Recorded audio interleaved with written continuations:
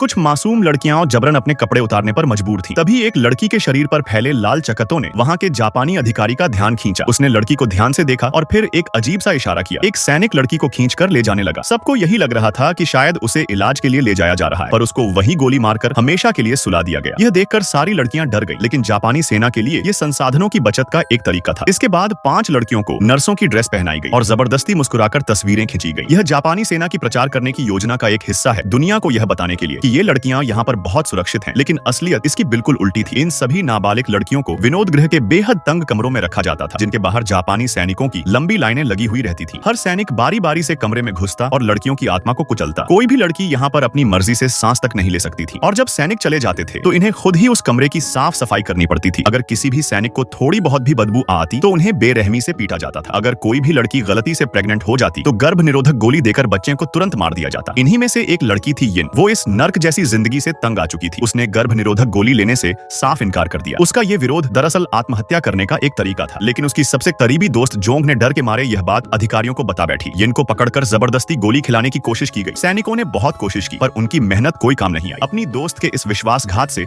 वो अंदर से पूरी टूट चुकी थी। यिन अगली सुबह झील के जमे हुए बर्फ के पास पहुंची। उसने पत्थर की मदद से बर्फ में छेद किया और उसमें कूदने ही वाली थी कि तभी जोंग आ गई। उसने उसे रोक लिया, लेकिन तभी दूर से एक गोली चलने की आवाज आई। दोनों को जापानी सैनिकों ने देख लिया था और फिर से उन्हें जबरदस्ती घसीटकर वापस ले जाया गया। जोंग को तो उसी कोठरी में डाल दिया गया, लेकिन यिन के साथ उन सैनिकों ने बहुत ज्यादा अत्याचार किया। अब उसने मां बनने की क्षमता हमेशा के लिए खो दी थी।